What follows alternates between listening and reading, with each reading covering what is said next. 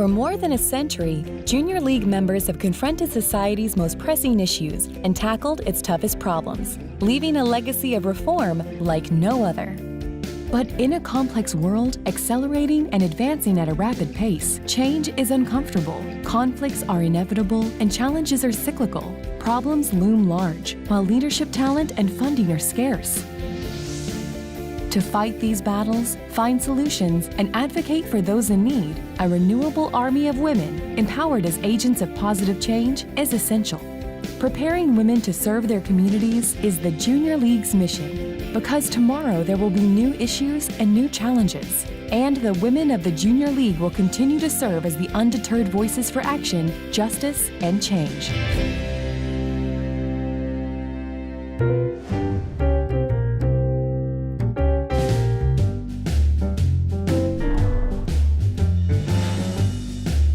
The turn of the century was a time of fast-paced change in the world. The promise of freedom and opportunity lured many immigrants to America's shores. Settlement house workers tackled urban problems and provided desperately needed services to these new arrivals.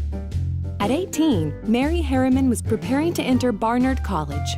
Mary possessed a well-developed social conscience and was inspired one day by a lecture on the settlement work being done on New York's Lower East Side. She and her friend, Natalie Henderson, recruited their fellow debutantes to form a group to support the work of the settlement houses. And in 1901, the Junior League for the Promotion of the Settlement Movement was born. It became the first Junior League. Junior League work soon expanded when volunteers and professional teachers went into homes together. Their visiting teachers concept was adopted by the New York City school system. In Brooklyn, League members identified the need for free lunches in the public schools and successfully petitioned the Board of Education. Once again, the idea would become a model for school lunch programs elsewhere.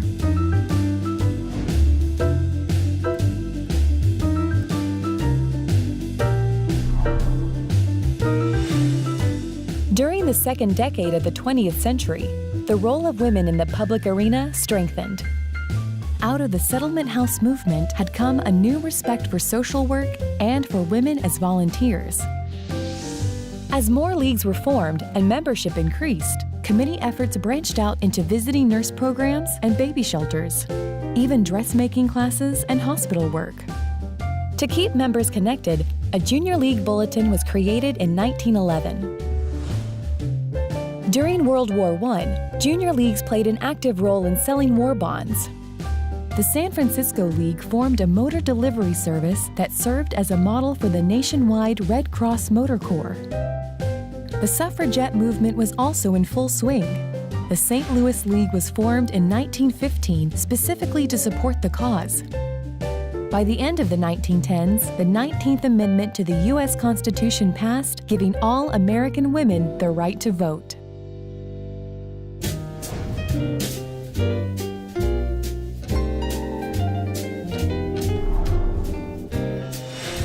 As the 20s roared in, young women empowered by the vote searched for new roles. With economic prosperity, the leagues looked for ways to expand the cultural horizons of their communities. Children's theater, with early roots of storytelling in the settlement house, was founded by the Junior League of Chicago. The idea was quickly taken up by more than 100 leagues. League membership continued to grow.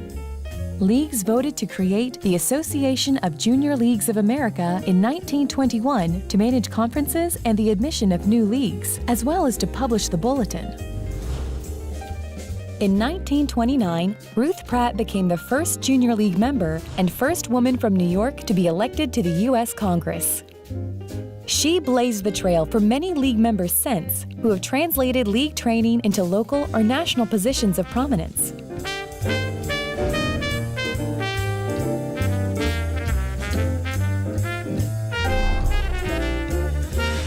The Great Depression of the 1930s ushered in difficult times, and the need for Junior League services rose. Leagues focused on the direct needs of their communities through child lunch programs, anti-tuberculosis campaigns, unemployment bureaus, and homes for disabled children. Some leagues realized that responding to need alone was not enough. 4 Virginia leagues formed the first state public affairs committee, which changed and improved the state's policy toward child foster care. At the end of this decade, the Junior League movement expanded across the U.S. and Canada, as well as into Mexico.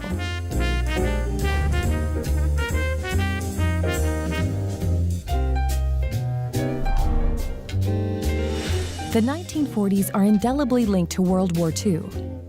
Canadian leagues drove in the motor corps, served in blood banks, and were the first to establish volunteer bureaus to support the war effort. This idea expanded to the U.S., where Junior League volunteers, with their expertise in recruiting and training, were once again called upon to serve their country. Members like Ovida Kolpabi of the Houston League assumed national leadership positions. She was tapped by Congress to help create the Women's Army Corps, known as the WACs.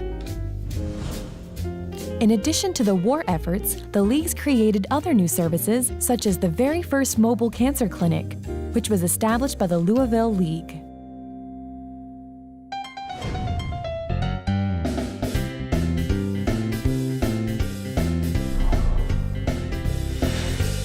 In the 1950s, the Junior League began to face societal changes.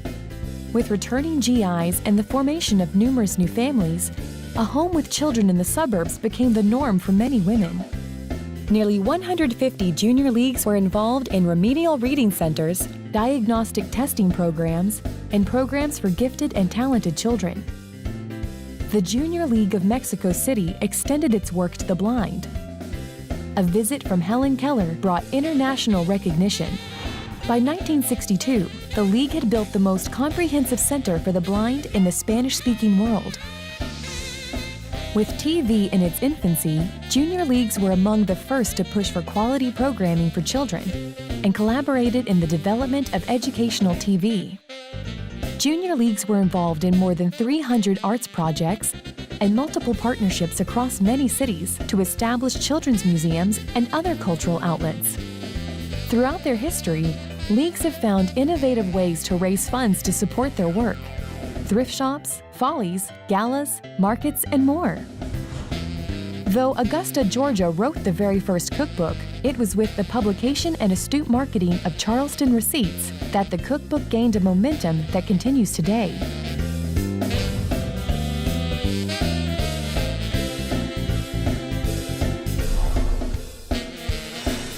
The 1960s brought everyone, including the Junior League, into a new reality.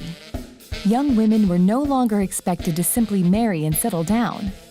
Monumental shifts were at work in the lives and dreams of women. The League's long commitment to the arts flourished, with reading programs, art appreciation, music, and nature. Historic preservation projects became a popular community contribution. Environmental issues also became a concern. The Junior League of Toledo produced and promoted Fate of a River, a documentary on water pollution. League members were asked to testify before Congress. Their actions at the local, state, and federal levels were critical in advancing passage of the Clean Water Act in 1972.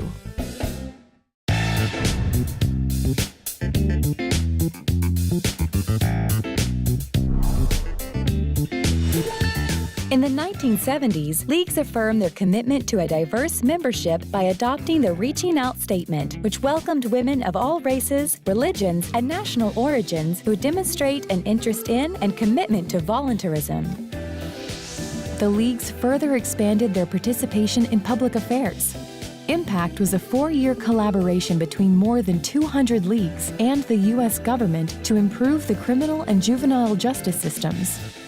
St. Louis also designed the Teen Outreach Program to increase graduation rates and reduce teen pregnancy. It was recognized and replicated association-wide. Leagues provided training for retirees to become community volunteers through an association pilot, Project VIE. Despite the growth of the organization, this was also a time when the role of the volunteer was questioned by women's groups who felt their fight for equal rights clashed with the idea of volunteerism. Association leaders went on record validating volunteerism as a significant avenue for women to achieve leadership positions. Their voices were heard.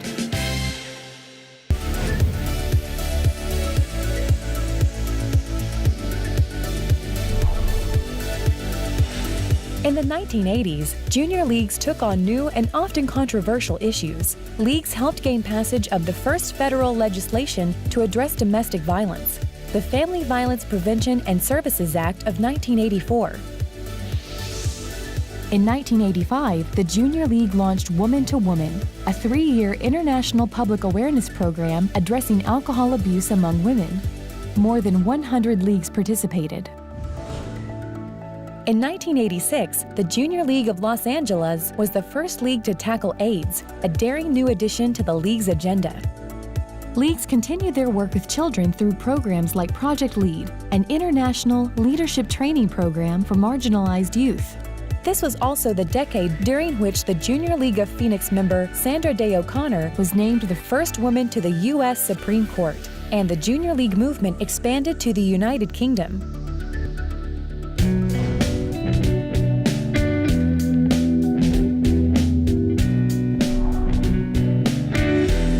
The 1990s was a decade of prosperity, with more women as the primary wage earners in the family, more women in business and in government. Leagues were leading the march for policy change at the top, as members continued to advocate for critical issues like domestic violence with the Silent Witness Initiative. Building on environmental concerns, the Junior League of Mexico City began their country's first substantive recycling project and were instrumental in the passage of environmental legislation in Mexico. The Junior League of Cleveland encouraged leagues to come together for the Don't Wait to Vaccinate campaign, an international awareness program to prevent childhood illnesses.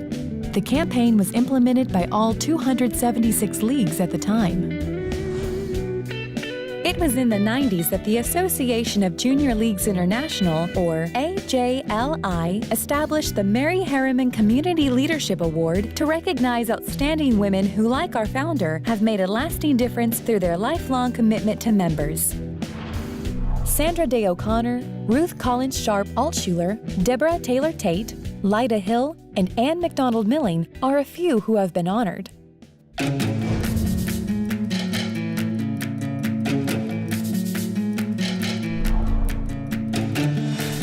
As we marked a new century, the Junior League movement celebrated 100 years of dedicated volunteer service. In recognition of its extraordinary legacy, AJLI was chosen to co-chair the U.S. committee during the United Nations International Year of Volunteers. Firmly footed in the 21st century, leagues continue to tackle both evergreen and emerging issues that plague our society, all while thoughtfully exploring ways in which to secure the organization's health, vitality, and viability for generations to come. In 2005, the association initiated a childhood obesity program called Junior League's Kids in the Kitchen. Since its inception, more than 200 leagues have helped raise awareness of this modern-day issue. In 2009, the association embarked on a multi-year, multidisciplinary transformation effort to address key areas affecting leagues and their ability to survive and thrive, such as community impact, league governance, operations, technology, fund development, membership, brand awareness, training, and education.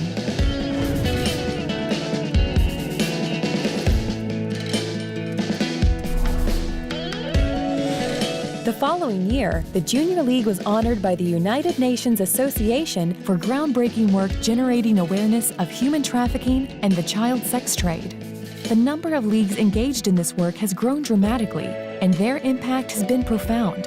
From successfully sponsoring and supporting legislation protecting victims and punishing perpetrators, to producing acclaimed films about the subject and convening key constituents to address the problem. In addition to their work surrounding human trafficking, the Junior Leagues of California State Public Affairs Committee have focused their attention on several other issues. They have joined forces to successfully advocate for Perinatal Depression Awareness Month and the Child Nutrition Reauthorization Act, supporting legislation for a transitional guardianship program for emancipating foster care youth, and advocating for federal legislation on the development of topical microbicides to prevent and protect against STDs. In 2015, the leagues adopted a new diversity and inclusion commitment statement that welcomes all women who value our mission. It further confirms a commitment to inclusive environments for diverse individuals, organizations, and communities.